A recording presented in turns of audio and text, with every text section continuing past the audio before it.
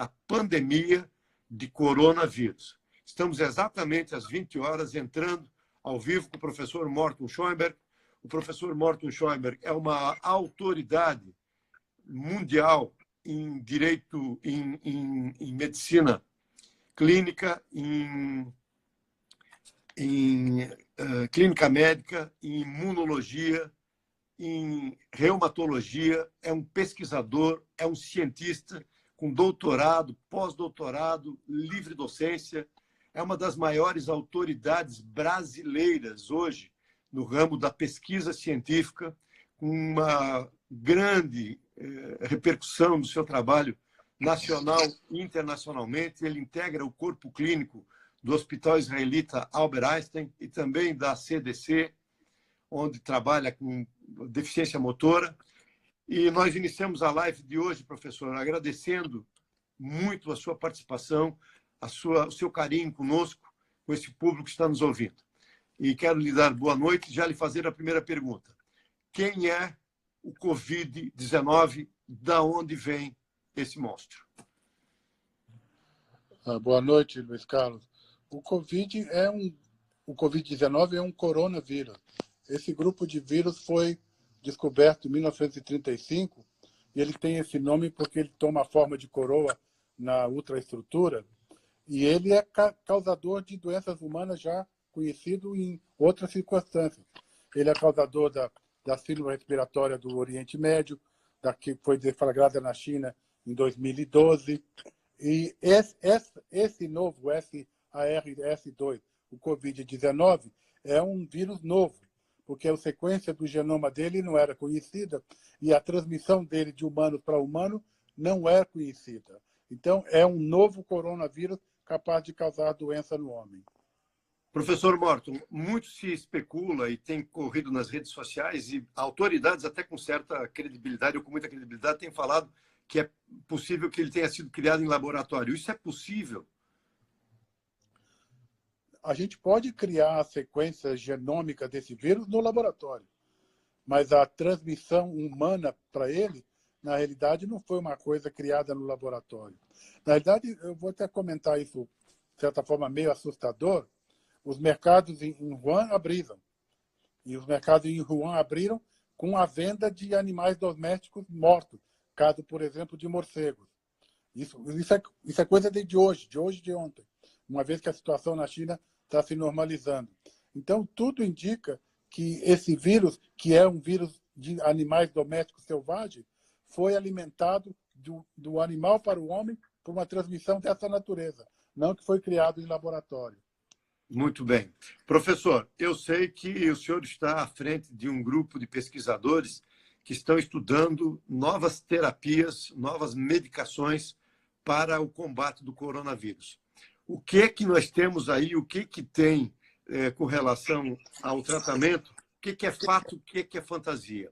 Quais são as drogas que se usa para artrite reumatoide, por exemplo, que efetivamente têm eficácia ou podem ter eficácia? Qual o grau de possibilidade e de probabilidade do uso dessas medicações? Quais os protocolos de uso dessas medicações? Como que a população deve responder com relação a isso? E também a classe médica. Luiz Carlos, deixa eu primeiro corrigir um comentário que você fez. Eu, na realidade, não atuo em um grupo de pesquisa para combater o vírus corona. Eu, na realidade, tenho uma boa parte da minha vida dedicada a inovações terapêuticas no tratamento das doenças autoimunes. E, circunstancialmente, alguns desses medicamentos que a gente usa para tratar doenças autoimunes estão sendo hoje veiculados como possíveis causas de benefício no tratamento dos portadores da epidemia, da doença do coronavírus 19. Particularmente, eu vou resumir isso aqui, talvez seja uma pergunta com resposta prolongada. O primeiro medicamento que surgiu controvérsia foi porque as formas muito leves de corona são formas que lembram quadros gripais muito leves. E aí você pode usar anti-inflamatórios. Anti-inflamatórios do tipo esse do ibuprofeno. E saiu um trabalho na revista Lancet mês passado que diabéticos e hipertensos não devem usar ibuprofeno. Isso foi transferido para a Organização Mundial de Saúde, dizendo que isso não deve ser usado em pacientes que têm formas leves de corona. Não é correto. Foi uma inferência que não procede. Isso já foi mudado, a própria Organização Mundial de Saúde recuou disso. O segundo cenário, e esse é muito controvertido, é porque nós já sabíamos que drogas que são usadas para formas leves de artrite reumatoide de lúpus, têm poderes in vitro de inibir replicação de vírus. Esse tipo de situação foi transferida para o homem e passou-se a divulgar em trabalhos científicos muito mal desenhados, em fevereiro e março, de que seria de benefício para tratamento dos pacientes portadores do corona. Isso não procede, não há evidências científicas para isso. Infelizmente, como a gente não tem um tratamento ideal para essa enfermidade, qual é o tratamento ideal? É o antivírus? É o Tamiflu? Governos internacionais, o próprio Trump, e agora no Brasil também, vão fazer um estudo no sentido de tentar mostrar que quem toma esse medicamento tem uma evolução melhor da infecção pelo corona do que quem não toma. Eu não vou fazer uma visão pessimista disso, mas é pouco provável que num estudo controlado a gente vai encontrar que esse medicamento seja benéfico. E o terceiro, aí sim, esse é correto, quer dizer, quando a infecção pulmonar ocorre na infecção pelo corona, tem fases de evolução da doença pulmonar. E a forma grave, que é aquela que acaba levando a óbito e leva a intubação, falta de oxigênio, falta de ar, sim, essa enfermidade, esse modelo da doença, pode se beneficiar de uma droga antirreumática, que circunstancialmente eu trabalhei muito com ela, participei dos estudos clínicos que levaram a sua aprovação no mundo, que é uma anticitocina. Porque durante essa infecção pulmonar existe uma explosão dessa citocina. E esse produto comercialmente disponível agora vai ser estudado e provavelmente vai se mostrar muito benéfico para fazer com que formas graves voltem para trás e os pacientes possam oxigenar melhor e saírem das máquinas ventiladoras. Desculpa Essa que a droga resposta foi longa. A resposta foi longa, mas foi um sumário do estado atual. Eu depois, talvez se você não perguntar, vou comentar sobre uma situação promissora muito terapêutica que foi divulgada hoje no Journal of the American Medical Association, mas nós já sabíamos disso, que isso poderia acontecer baseado em outras infecções virais do passado.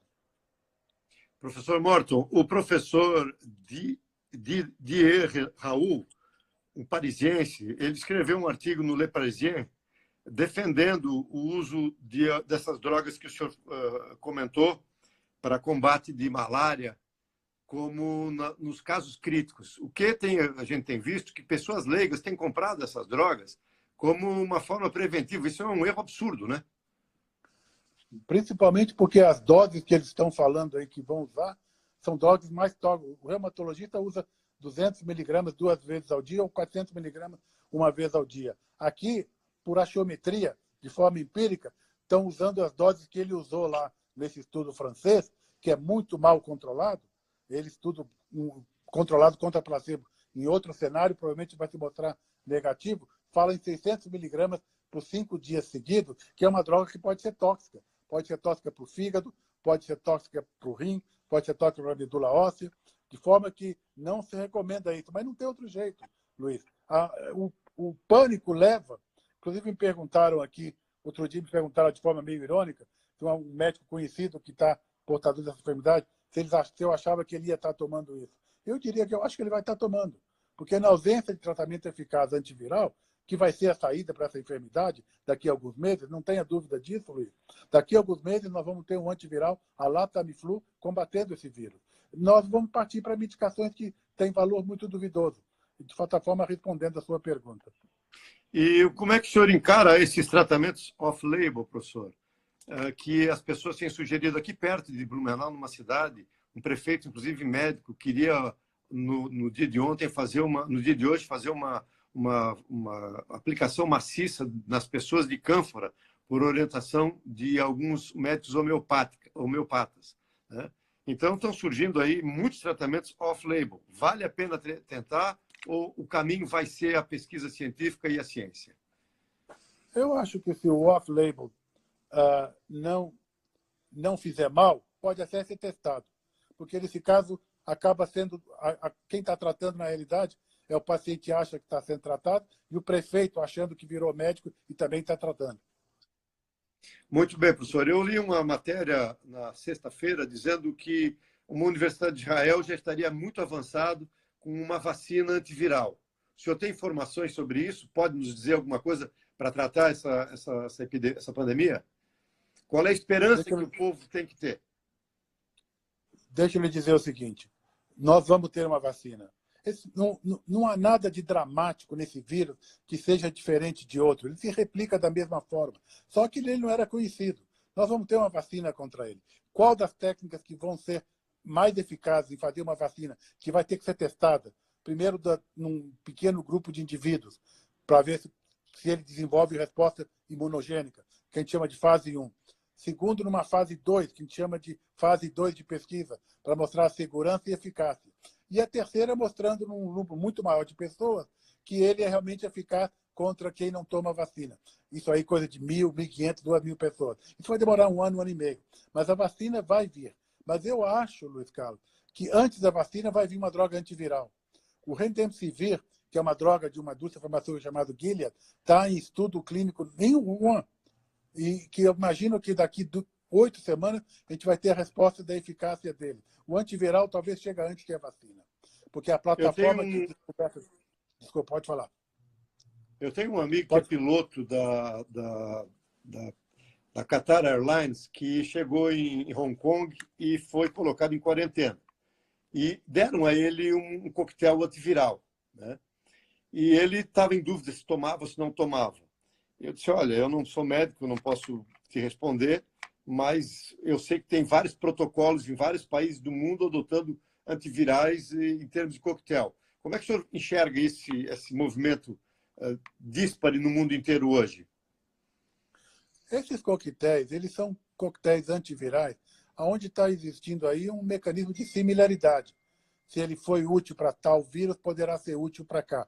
Não é bem assim. O Remdesivir, que eu acabei de te falar, ele está possivelmente promissor para o corona, mas ele não foi útil na ébola.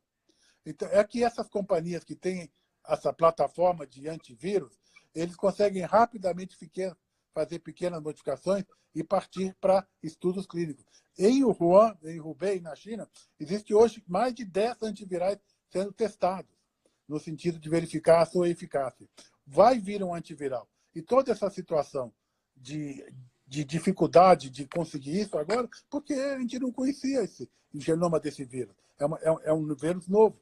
É um vírus que acabou transformando-se em infecção no humano, mas a gente não o conhecia. Muito bem, professor. Eu queria lhe fazer algumas outras perguntas, agora bem objetivas, que o nosso público está falando. Algumas pessoas sugerem o uso de vitamina C e vitamina D. O senhor tem algum comentário para fazer sobre isso? Existe vitamina C, tem a história de que é melhor para quem toma ele, quem não toma para gripe. Vitamina D, porque quem toma vitamina D tem menor impacto de problemas autoimunes. Mas na prática clínica, eu não vejo, se não for dose exagerada, que a pessoa possa tomar esse complexo vitamínico. Se vai ajudar, nós não sabemos. Porque, inclusive, quem toma esses medicamentos, esses complexos vitamínicos, e acaba falecendo, a gente não vai saber, porque o morto não fala. Então, eu não vejo razão pela qual ele não possa tomar, principalmente se for doses normais, doses que não sejam tóxicas. Professor, outra pergunta. O Dr. Pedro Trauzinski está perguntando que se quando sabemos que já estamos imunes por termos tido contato, sorologia para avaliar a imunidade? Olha, não há razão. Essa pergunta tem surgido, eu vejo, inclusive, aí nos dias anteriores, várias vezes esse tipo de pergunta. Não há razão, ao meu ver, de pensar que o comportamento desse vírus vai ser diferente das outras viroses. Quem desenvolver ele vai estar imune a esse coronavírus. A tendência, claro que a gente não tem esses dados, mas tudo indica que, falando como se fala em inglês, isso deve ser long-lasting immunity. Isso deve ter uma imunidade para o resto da vida. O mesmo vale, então, para o conceito de vacina que a gente está esperando tão ansiosamente. Professor, outra pergunta que nos faz é o seguinte: a vacina para gripe é recomendável? Para gripe comum? Não há razão pela qual a pessoa não deve tomar vacina para gripe. Às vezes, dando esse pânico todo, dessa dificuldade toda, como existe um número muito pequeno de casos de vacina que pode dar reação, pequeno, mas pode, Às vezes não há razão para sair correndo essa semana. Ou semana que vem, enquanto a gente está ainda vivendo nesse cenário de distanciamento social, e pode tomar vacina um pouco depois. Porque se houver uma pequena reação, já começa a correr. Será que não é? Porque a reação também é um quadro gripal leve. De repente começa a vir a ideia, mas será que não é o outro vírus que está me criando problema, que eu acabei me contaminando? Professor, o doutor Luiz Felipe Novaes é um ortopedista aqui de Blumenau. Ele pergunta, o senhor entende que vai haver o mesmo tratamento, a mesma evolução que aconteceu para o tratamento do ébola, com relação ao coronavírus? Mas são vírus com características diferentes, né? O ébola, o contato do ébola, na realidade, é com contato muito próximo com o portador. Não é exatamente como é o contato com... Porque o corona, ele acaba soltando as gotículas no ar, e você tendo um contato mais ou menos próximo, pode acabar se contaminando, se infectando. No entretanto, isso vai acabar acontecendo que nem o ébola. Isso vai acabar sendo uma situação que vai ser eliminada e nós vamos estar vivendo com uma população imune a esse vírus e uma pequena porcentagem que não é imune, que vai eventualmente estar se contaminando, se infectando. Eu acredito que vai ser um comportamento muito parecido. Professor, outra questão que está surgindo é por que, na sua opinião, que as estatísticas brasileiras estão tendo o maior percentual de jovens acometidos pelos reflexos ruins da doença? Eu não diria que isso é uma estatística válida. Eu diria que nós estamos começando a observar que pacientes jovens, número que dá para contar em algumas mãos, não é tanto assim, estão contaminados e com formas graves da doença. Se você olhar para o hemisfério norte, isso também está acontecendo no New York City, onde alguns casos são de jovens. É verdade que a imunidade do jovem tem um equilíbrio melhor, mas isso não necessariamente implica que ele esteja imune e impedido de ter uma forma muito grave. Não dá para responder mais do que isso. Isso não é mais frequente no jovem. Pode acontecer no jovem. E o recontágio, professor? Um segundo contágio do mesmo vírus, é possível? É possível, mas tendo imune não vai acontecer nada. Já tendo imunidade feita no primeiro contato, não vai acontecer nada. Não vai haver nova recidiva de doença. Há uma pergunta aqui do Mai Godoy, perguntando sobre o Remdesivir. Conhece essa droga? Eu mencionei antes. Sim. Vou falar o nome de uma indústria, mas eu não quero ser injusto com outras indústrias. Tem várias indústrias farmacêuticas de grande porte, com pacote, plataformas de antivirais, procurando qual seria o antiviral que mais promete eficácia. O Remdesivir é um deles. É de um laboratório da Califórnia, está em estudo amplo em Wuhan e Hubei. Esse estudo, imagino que nós vamos ter a resposta dele até o começo de maio. Dos antivirais, é o candidato com mais proximidade de mostrar eficácia. Professor, nós já vamos para a parte final do nosso bate-papo. A gente combinou 20 minutos. Eu quero ser bastante leal com o senhor com relação ao tempo. Eu quero comentar um estudo que saiu hoje. Eu queria que o senhor fizesse um comentário sobre esse estudo. Depois eu quero lhe fazer uma última pergunta que eu acho que é muito importante. Nós sabemos, inclusive, aqui, quem perguntou da ébola, um mecanismo que foi muito útil de diminuir a disseminação da ébola na Libéria foi pegar soro de pacientes que foram infectados, separar a gama-globulina desses pacientes e administrar nos pacientes que poderiam ser infectados ou naqueles que estavam na evolução da doença. E o que se mostrou é que esse soro de convalescente é eficaz. O Journal of the American Medical Association divulgou hoje um estudo feito com 5 pacientes, que veio de Wuhan, muito pequeno. Mas esses 5 pacientes tinham forma grave de pneumonia, estavam com carga viral muito alta, estavam em ventiladores, estavam tomando o tratamento convencional e receberam o soro de convalescente.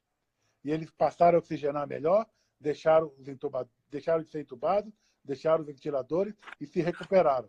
Então, essa é uma outra arma que nós vamos ter no sentido de tentar diminuir o impacto de morbidade dessa infecção, que é o soro de convalescente. Isso aqui, imagino que vai ter free text available, então isso vai estar disponível no Google. É um estudo que veio da China, do Journal of the American Medical Association, foi publicado hoje. Essa é a grande novidade que o senhor traria então, para o combate do corona. Mais um. Não, mais um, porque a anti-interleucina 6, a anti-L6, que é usada para tratamento de gastrite reumatoide, nós vamos ter um estudo com 400 pacientes, 200 em placebo, 200 não, patrocinado pela Regeneron, e também pela Roche, que também tem o mesmo composto, mostrando que ele é eficaz e impedir aquela explosão inflamatória que acontece em alguns pacientes que acabam levando a óbito. Professor, essas duas medidas não são achiometria, não são off-label e não são medidas que partem de evidências científicas frágeis. São evidências científicas fortes. Mas a situação científica mais divisor de águas vai ser o antiviral e a vacina. O antiviral, acho, daqui a alguns meses, e a vacina daqui a um ano. É isso que eu ia perguntar para o senhor. Quanto tempo? Meses, 2, 3 meses e a vacina um ano, mais ou menos? Em torno disso. Professor, agora eu quero lhe fazer uma pergunta que eu não quero polemizar, né? E eu estava aqui estudando muito a questão filosófica que envolve tudo isso, do utilitarismo e do universalismo, a questão ética, né? Uma que quer matar para salvar vidas e a outra que quer preservar a vida, tudo dentro daquele conceito de Kant filosófico. O que nós devemos seguir, que liderança nós devemos seguir, que me parece um embate de boa-fé, né? Em que alguns dizem que devemos ser radicais na quarentena e outros dizem que nós devemos fazer uma quarentena seletiva. O senhor tem uma opinião formada sobre isso? Sem querer lhe colocar em saia justa, né? Não quero lhe colocar em saia justa, eu queria a orientação do médico experiente, do infectologista experiente, do cientista, para que a gente pudesse também orientar as nossas decisões íntimas, porque isso vai acabar sendo efetivamente uma orientação das autoridades sanitárias, que estão divergindo em vários locais. Tem cidade que manda ficar em casa, tem outras que estão mandando trabalhar, um que está mandando de manhã de um jeito, de tarde de outro, que todos estão na dúvida. Nós temos que ter a compreensão da dificuldade do líder nesse momento de tomar decisões, né? Estamos dentro de um fato absolutamente novo, desconhecido de todo mundo. Qual a sua recomendação, professor, com relação a isso, você que tem uma opinião formada? Olha, não dá para responder no tipo sim ou não. Se nós pudermos encontrar um equilíbrio fazendo com que o distanciamento social possa ser diminuído e que o estrago na economia não seja brutal, seria altamente desejável. A maneira de se aproximar disso é como aconteceu na Alemanha. Massive testing. Nós temos que testar o trancado. O trancado é aquele que está contaminado e não tem sintomas nenhum, mas ele transmite. Quanto nós pudermos diminuir o conhecimento, aumentar o conhecimento e diminuir a transmissão através de testar, tanto teste rápido como teste que duram mais, nós poderemos migrar para um equilíbrio onde o veneno, o remédio não fica pior que o veneno. Ou seja, o veneno é maior que o remédio. Porque do jeito que está, parece que se continuar esse confinamento muito tempo, o remédio vai virar veneno. Vai ter reflexos, né? Vamos ter um preço caro a pagar. Professor Morton, eu me comprometi com o senhor 20 minutos, de 20 a 25, vamos chegar nos 25 minutos. Eu quero lhe agradecer sensibilizado. Tenho vários pedidos de amigos meus jornalistas pedindo entrevistas com o senhor. Eu vou encaminhar isso para o seu e-mail depois, para o senhor fazer uma seleção daquilo que pode ou não pode responder. Daqui de Santa Catarina, de fora do Brasil, tem pedidos de televisão. Eu tenho recebido aqui no meu WhatsApp inúmeros cumprimentos ao senhor, pedidos de gratidão, de muito obrigado, né? Eles estão pedindo mais tempo de live, mas eu prometi ao professor Morton que nós íamos falar, íamos ser que nem a mini saia, compridos o suficiente para cobrir o necessário e curto bastante para despertar o interesse, né? Eu só vou te completar mais uma frase. Eu te agradeço muito o convite, espero que tenha ajudado aqueles que se conectaram. Eu só quero dizer uma coisa que, na verdade, não é uma frase minha, é uma frase do Tony Fauci, que é com quem eu tive contatos em outros momentos da minha vida científica e que é o principal advisor científico do Donald Trump hoje. Quer dizer, quem vai determinar o tempo é o vírus. The virus determine the time, not us. E, infelizmente, o confinamento acaba sendo uma maneira de fazer com que o vírus tenha menos poder no sentido de determinar quanto tempo vai durar isso.